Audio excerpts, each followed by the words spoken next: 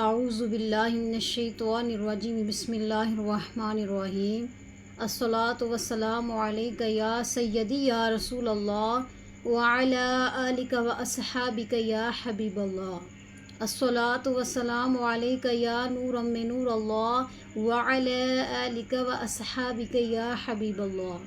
معزز سامعین اکرام، آج کا ہمارا ترجمہ تفسیر کا چوتھا لیسن ہے، تو شروع کرتے ہیں اللہ تبارک و تعالیٰ کے پاک کلام سے۔ اعوذ باللہ من الشیطان الرجیم بسم اللہ الرحمن الرحیم۔ میں اللہ کی پناہ مانگتی ہوں شیطان مردود کے شر سے۔ اللہ کے نام سے شروع جو بہت مہربان نہایت رحم کرنے والا ہے۔ وَإِذْ قَالَ رَبُّكَ لِلْمَلَائِكَةِ إِنِّي جَاعِلٌ فِي الْأَرْضِ خَلِيفَةً قَالُوا أَتَجْعَلُ فِيهَا مَن يُفْسِدُ فِيهَا وَيَسْفِكُ الدِّمَاءَ وَنَحْنُ نُسَبِّحُ بِحَمْدِكَ وَنُقَدِّسُ لَكَ قَالَ إِنِّي أَعْلَمُ مَا لَا تَعْلَمُونَ۔ تو ناظرین اکرام، اللہ تبارک و تعالیٰ اس آیت مبارکہ میں فرماتے ہیں وَإِذْ قَالَ، اور جب کہا اللہ تعالیٰ نے، یعنی ربک، آپ کے رب نے، وَإِذْ قَالَ ربک، جب کہا آپ کے رب نے، لِلْمَلَائِكَةِ، اے فرشتوں، انی، بے شک، جاعل، میں بنانے والا ہوں، فی الارض، زمین میں، خلیفتاً، ایک نائب۔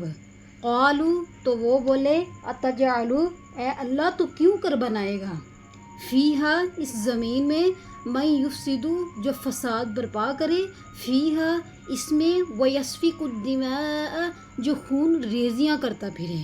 ایسی مخلوق تو کیوں پیدا فرمائے گا جو خون برپا کرے، جو خون ریزیاں کرتی پھرے؟ ایسی مخلوق اے اللہ تو نہ پیدا فرما۔ وَنَحْنُ نُسَبِّحُ، کیا ہم تیری حمد بیان نہیں کرتے ہیں اے اللہ؟ وَنَحْنُ نُسَبِّحُ، کہ ہم تیری تسبیح نہیں کرتے، بِحَمْدِکَ، تیری حمد بیان نہیں کرتے، وَنُقَدِّسُ لَکَ، تیری پاکی نہیں بولتے ہیں۔ قَالَ، بے شک، انی، اللہ تبارک و تعالیٰ نے فرمایا، اعلم ما لا تعلمون، کہ بے شک میں وہ جانتا ہوں جو تم نہیں جانتے۔ اس آیت مبارکہ میں فرمایا گیا کہ اللہ تبارک و تعالیٰ نے جب حضرت آدم علیہ السلام کو پیدا فرمانے کا ارادہ فرمایا تو اللہ تعالیٰ نے فرشتوں سے مشورہ نہیں لیا، کیونکہ اللہ تبارک و تعالیٰ اتنی بلند تر ذات ہے کہ وہ مشورے سے پاک ہے۔ وہ خدا جس نے پوری کائنات کو کن فیکون کہہ کے پیدا فرمایا، وہ خدا جو تمام تعریفوں کے لائق ہے، تمام خوبیوں کے لائق ہے، جس نے پوری کائنات کو کسی بغیر مدد کے پیدا فرمایا، وہ خدا جس نے پوری کائنات کو کسی بھی مشورے کے بغیر پیدا فرمایا، وہ حضرت آدم کی تخلیق کے لیے بھلا کیوں کسی سے مشورہ لے سکتے ہیں؟ تو اس آیت مبارکہ نے اللہ تبارک و تعالیٰ نے صرف اور صرف فرشتوں کو اپنی رائے سے آگاہ فرمایا، یعنی ایک ارادہ جو خود اللہ تعالیٰ نے فرمایا اس سے آگاہ فرمایا، ان کو بتلایا کہ اے فرشتوں، میں بنانے والا ہوں زمین میں خلیفتاً، ایک نائب۔ اس نائب سے مراد تمام علماء کرام نے فرمایا کہ حضرت آدم علیہ السلام ہیں۔ قالو، تو فرشتے کہنے لگے، اتجعل، کیا تو بنائے گا ایک ایسی مخلوق، فیہا، اس زمین میں، من یفسد، جو فساد برپا کرے، فیہا، اس میں یا اس زمین میں، ویسفک الدماء، خون ریزیاں کرتی پھرے۔ علماء اکرام نے فرمایا اس آیت مبارکہ سے کیسے پتہ چلتا ہے، حالانکہ اس وقت تو مخلوق تھی نہیں، کوئی انسان پیدا ہی نہیں ہوئے تھے، کیونکہ حضرت آدم علیہ السلام پوری کائنات میں پہلے انسان پیدا کیے گئے، اسی لیے ان کو ہماری روح کہا جاتا ہے، ہمارے روحانی باپ کہا جاتا ہے حضرت آدم علیہ السلام کو۔ پوری کائنات کے انسانوں سے پہلے، سب سے پہلے حضرت آدم علیہ السلام پیدا فرمائے گئے۔ تو اس آیت مبارکہ سے علماء اکرام نے فرمایا کہ فرشتوں کو کیسے پتہ چلا کہ کوئی مخلوق آئے گی اور کوئی خون ریزیاں بھی کرے گی، حالانکہ پہلے تو کوئی مخلوق پیدا کی نہیں تھی، تو انہوں نے یہ اندازہ کس سے لگایا کہ جو دنیا میں مخلوق آئے گی وہ بھی خون ریزیاں کرے گی؟ انہوں نے کہا کہ اے اللہ تو نہ بنا ایسی مخلوق جو خون ریزیاں کرتی پھرے۔ تو اس آیت مبارکہ میں علماء اکرام نے فرمایا، صراط الجنان کی تفسیر میں موجود ہے کہ علماء اکرام نے فرمایا کہ اس پوری دنیا میں زمین میں انسانوں سے پہلے جنات آباد تھے، جنات کی مخلوق آباد تھی جو بہت زیادہ خون ریزیاں کرتی تھی، بہت زیادہ لڑائی اور جھگڑے کرتی تھی، بہت زیادہ فساد برپا کرتی تھی۔ تو اللہ تبارک و تعالیٰ نے جب حضرت آدم علیہ السلام کو بنانے کا ارادہ فرمایا تو فرشتوں نے اس بات کی نفی کی کہ اے اللہ، جو مخلوق آئے گی نا دوسری، جس طرح پہلی مخلوق نے فساد برپا کیا یعنی جنات نے لڑائی جھگڑے کرتے تھے، خون ریزیاں کرتے تھے، اے اللہ ہم نے پہلی ایک قوم پر قیاس کیا ہے، یعنی جنات پر ہم نے اندازہ لگایا ہے کہ وہ بہت زیادہ فسادی ہیں، بہت زیادہ خون برپا کرتے ہیں، بہت زیادہ قتل و غارت کرتے ہیں۔ یا اللہ کہیں ایسا نہ ہو کہ جو مخلوق دوسری آئے وہ بھی قتل و غارت کرے، ایسا نہ ہو وہ بھی خون ریزیاں کرتے پھرے۔ انہوں نے کہا اے اللہ تو اس کائنات میں اس مخلوق کو جو دوسری بنانے والا ہے، انسانی مخلوق، وہ اسی لیے بنانے والا ہے نا کہ تاکہ وہ تیری تسبیح کرے، تیری حمد کرے، تیری عبادت کرے۔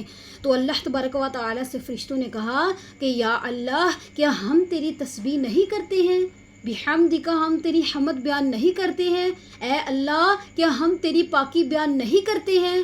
تو اللہ تبارک و تعالیٰ نے فرمایا، جو تمام شانوں والا خدا ہے، جس کی لائق ہر تعریف اور ہر حمد اور ہر تسبیح کے لائق میری رب کی ذات ہے اور وہ پاک ہے، اس خدا نے اس بات کا جواب دیا، اے فرشتوں، قالا، خدا نے فرمایا، انی اعلم، میں بے شک وہ جانتا ہوں، ما لا تعلمون، جو تم نہیں جانتے۔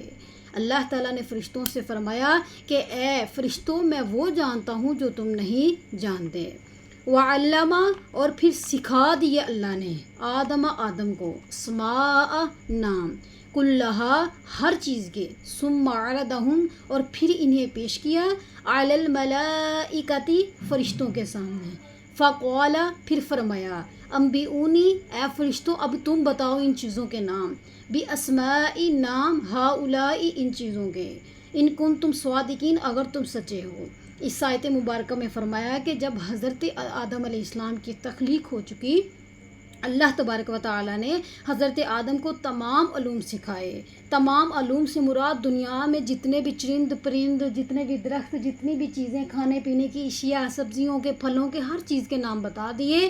یقین کریں ان میں اسماء حسنہ بھی مراد تھے، یعنی اللہ تعالیٰ کے روحانی، اللہ تبارک و تعالیٰ کے نام بھی مراد تھے۔ جتنا بھی علم تھا اللہ تعالیٰ نے سارا حضرت آدم کو سکھا دیا، اور پھر وہی چیزیں جیسے کہ درخت، پتھر، دنیا کی فروٹ، دنیا کی سبزیاں، ہر چیز دنیا کی اللہ تعالیٰ نے فرشتوں کے سامنے پیش کی اور فرمایا کہ اے فرشتوں اب تم بتاؤ ان چیزوں کے نام اگر تم سچے ہو۔ اگر تم کہتے ہو نا اے اللہ تو نہ بنائے ایک خلیفہ، تو تم بتاؤ ان چیزوں کے نام۔ قالو، تو فرشتے بولے، سبحانک، اے اللہ تو پاک ہے، لا علم لنا، ہمیں کوئی علم نہیں، الا ما علمتنا، مگر جتنا تو نے ہمیں سکھا دیا۔ فرشتوں نے کیا کہا؟ قالو سبحانک، اے میرے اللہ، فرشتوں نے فرمایا قالو سبحانک، بے شک تو پاک ہے، لا علم لنا، ہمیں کوئی علم نہیں، اے اللہ ہمیں کوئی علم نہیں، الا مگر ما علمتنا، جتنا تو نے ہمیں سکھا دیا۔ فرشتے کیا کہتے ہیں اللہ تبارک و تعالیٰ سے؟ اے اللہ ہمیں کوئی علم نہیں مگر جتنا تو نے ہمیں سکھا دیا۔ انکا، بے شک، انتا، تو ہی، علیم، جاننے والا ہے، حکیم، حکمت والا ہے۔ اس آیت مبارکہ میں اللہ تبارک و تعالیٰ سے فرشتوں نے فرمایا اے اللہ ہم کسی چیز کا نام نہیں جانتے ہیں مگر جتنا تو نے ہمیں سکھا دیا ہے، بے شک تو ہی جاننے والا اور تو ہی حکمت والا ہے۔ قال، فرمایا یا آدم، اے آدم، انبئہم، اب تم بتاؤ، باسمائہم، ان چیزوں کے نام۔ اللہ تبارک و تعالیٰ نے پھر مخاطب فرمایا حضرت آدم علیہ السلام کو اور فرمایا کہ اے آدم اب تم بتاؤ، باسمائہم، ان چیزوں کے نام۔ فلما انبأہم، تو پھر بتا دیے حضرت آدم نے ان چیزوں کے نام۔ قال، فرمایا الم اقل لکم، اللہ تبارک و تعالیٰ نے فرمایا اے فرشتوں کیا میں نے تمہیں نہیں کہا تھا، انی اعلم، کہ بے شک میں ہی جانتا ہوں، غیب السماوات، غیب آسمان اور زمین کا، وَأَعْلَمُ بے شک میں جانتا ہوں مَا تُبْدُونَ جو تم چھپاتے ہو وَمَا تَكْتُمُونَ اور جو تم ظاہر فرماتے ہو. وَإِذْ اور جب قُلْنَا فرمایا. پچھلی آیات میں اللہ تبارک و تعالیٰ نے فرشتوں سے فرمایا اے فرشتوں میں نے تمہیں نہیں کہا تھا کہ بے شک میں ہی آسمان کا غیب اور زمین کا غیب جو بھی اس میں چھپی ہوئی چیزیں ہیں بے شک میں وہ جاننے والا ہوں. اور وَأَعْلَمُ مَا تُبْدُونَ وَمَا كُنتُمْ تَكْتُمُونَ اور میں وہ جانتا ہوں جو تم نہیں جانتے ہو. وَإِذْ قُلْنَا اور جب حکم فرمایا ہم نے. اللہ تعالیٰ فرما رہے ہیں کہ جب حکم فرمایا ہم نے قُلْنَا کہا لِلْمَلَائِكَةِ فرشتوں سے کہ اے فرشتوں تسجدو سجدہ کرو لِآدَمَ آدم کو. فسجدو تو سب نے سجدہ کیا الا مگر ابلیس سوائے ابلیس کے. ابا واستکبرا اس نے انکار کیا اور ہو گیا وہ تکبر کرنے والوں میں سے. وکان من الکافرین اور ہو گیا وہ انکار کرنے والوں میں سے. اس آیت مبارکہ میں فرمایا اللہ تبارک و تعالیٰ نے کہ جب ہم نے حکم فرمایا فرشتوں سے کہ اے فرشتوں تم سجدہ کرو کس کو حضرت آدم علیہ السلام کو تو سب فرشتوں نے سجدہ کیا سمیت حضرت جبریل حضرت میکائیل حضرت اسرائیل اور حضرت اسرافیل. 4 مقرب فرشتوں کے سمیت جتنے بھی وہاں پہ فرشتے سے سب نے حضرت آدم علیہ السلام کو سجدہ کیا. لیکن کس نے انکار کیا؟ ابلیس نے. ابلیس کون تھا؟ یہ وہی شیطان تھا جس کو اللہ تعالیٰ نے اتنی زیادہ شان اور برکت عطا فرمائی تھی کہ یہ پورے آسمان 7 آسمان پہ جا کر وہاں فرشتوں کا سردار اللہ تعالیٰ نے بنایا تھا. یہ وہ عزازیل اس کا اصل نام عزازیل تھا. یہاں پہ ابلیس شیطان کو کہتے ہیں اور شیطان کا اصل نام عزازیل تھا. اللہ تبارک و تعالیٰ نے اس پر لعنت فرمائی کس وجہ سے کہ اس نے حضرت آدم علیہ السلام کو سجدے سے انکار کیا تھا.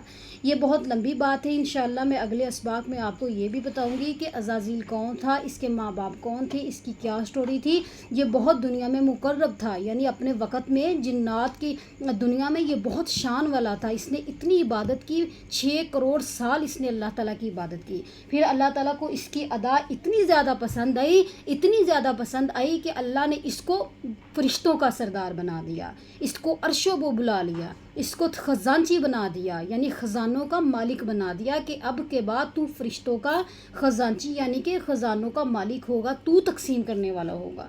اتنی شانوں کے بعد کیا ایسا ہوا کہ اس کو اللہ تبارک و تعالیٰ نے اپنے دربار سے روند کر نکال دیا یعنی اس پر پھٹکار اور لعنت ڈال کر اس کو نکال دیا. یہ میں آپ کو پورا واقعہ انشاءاللہ اگلے اسباق میں بتاؤں گی.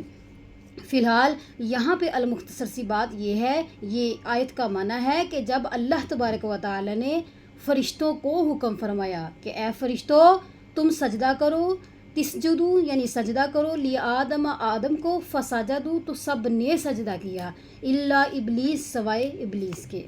ابا اس نے انکار کیا واستکبر تکبر کیا وکان من الکافرین اور ہو گیا وہ کافروں میں سے. تو ناظرین اکرام شیطان نے تکبر کیا کیوں؟ اس لیے اس نے کیا کہ میں ایک مٹی حضرت آدم علیہ السلام کو اللہ تعالیٰ نے مٹی سے پیدا فرمایا اور شیطان کو آگ سے پیدا فرمایا. اس نے تکبر کیا کہ میں آگ کا بنایا گیا ہوں اور مٹی حقیر ہے. اگر آپ سوکھی ہوئی مٹی کو آسمان کی طرف پھینکو گے وہ پھر زمین کی طرف پلٹے گی. اگر آپ آگ کو زمین پر جلاؤ گے تو وہ آسمان کی طرف جائے گی. اس نے کہا مٹی حقیر ہے میں کیوں اس حقیر چیز کو سجدہ کروں جبکہ میں تو اس سے بدتر ہوں. میں آگ سے پیدا کیا گیا اور یہ مٹی سے پیدا کیا گیا میں اس کو سجدہ کروں. وکان من الکافرین اور ہو گیا وہ انکار کرنے والوں میں سے. وَقُلْنَا اور ہم نے حکم فرمایا یا آدم اے آدم مسکن تم رہو انتا اور زوجکا تمہاری بیوی وزوجکا اور تمہاری بیوی جنت میں وکل کھاؤ منہا اس میں سے رغدن پھل یعنی جہاں سے چاہو حیث شئتما جتنا تم چاہو کھا سکتے ہو. ولا تقربا اور مت قریب جانا ہذہ الشجرۃ فلاں درخت کے فتکونا من الظالمین ورنہ تم ہو جاؤ گے ظالمین میں سے. اس آیت مبارکہ میں فرمایا کہ جب حضرت آدم علیہ السلام کو اللہ تبارک و تعالیٰ نے پیدا فرمایا اور شیطان پہ لعنت پھٹکار ڈال کر اس کو جنت سے باہر نکال دیا.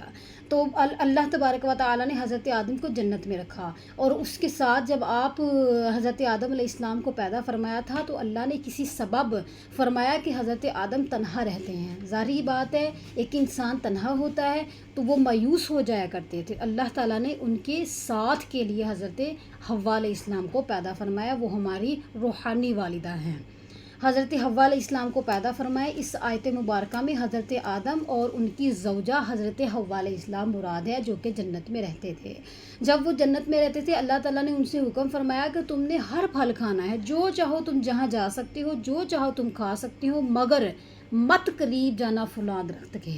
تو بعض علماء کرام نے فرمایا کہ یہ درخت جو ہے یہ اللہ تبارک و تعالیٰ بہتر فرماتے ہیں، اور بعض علماء کرام نے کہا کہ یہ گندم کا درخت تھا، یعنی گندم کا دانہ تھا، جو آدھا حضرت آدم علیہ السلام نے کھایا اور آدھا حضرت حوا علیہ السلام نے کھایا تھا توڑ کے۔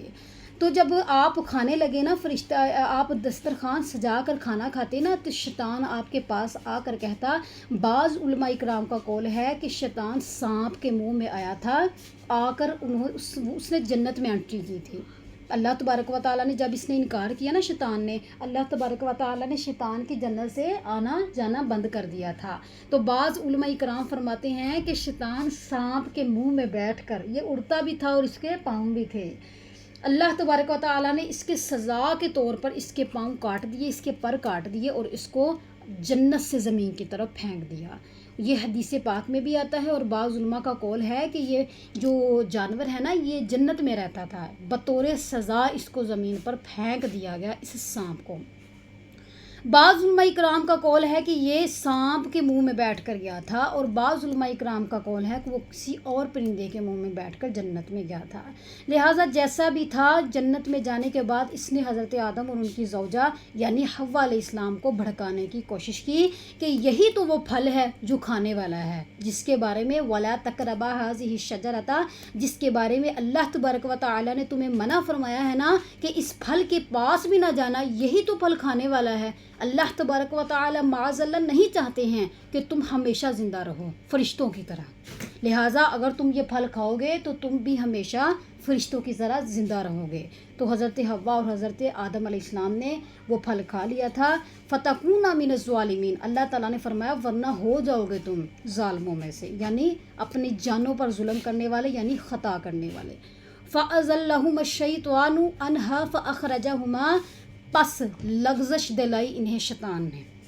ناظرین اکرام، میں آپ کو یہاں پہ لغزش کا مطلب بتاتی چلو جاؤں۔ لغزش کا معنی ہوتا ہے جو کوئی جان بوجھ کر کسی سے خطا کروائے، خطا کرنے والا اس پر ایگری نہ ہو، اس کو اس کی اصل کا پتہ نہ ہو کہ میں فلاں گناہ کروں گا اور مجھے یہ سزا ملے گی۔ لغزش کا مطلب ہے جو دوسرا کوئی شیطان یا کوئی دوسرا بندہ جان بوجھ کر اس سے وہ خطا کروائے، یعنی انہوں نے خود خطا نہیں کی تھی، شیطان نے جان بوجھ کر ان سے لغزش دلوائی تھی۔ عنہا فاخرجہما، اور نکلوا دیا انہیں ان سے، جہاں سے مما کان فیہ، جہاں وہ رہتے تھے یعنی جنت سے۔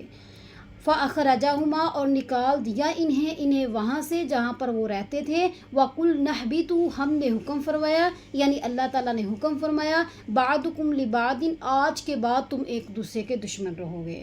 فَأَزَلَّهُمَا الشَّيْطَانُ، پس جب لغزش دلوائی شیطان نے، خطا کروائی شیطان نے حضرت آدم اور حضرت حوا علیہ السلام کو، اور انہیں نکلوا دیا وہاں سے جہاں سے وہ رہتے تھے، اور ہم نے حکم فرمایا کہ اتر جاؤ جنت سے، آج کے بعد تم ایک دوسرے کے دشمن رہو گے۔ وَلَكُمْ فِي الْأَرْضِ مُسْتَقَرٌّ، اور تمہارا ٹھکانہ ہے زمین میں ایک مقررہ مدت تک۔ اللہ تبارک و تعالیٰ نے فرمایا کہ تمہارا ٹھکانہ ہے زمین میں ایک مقررہ مدت تک۔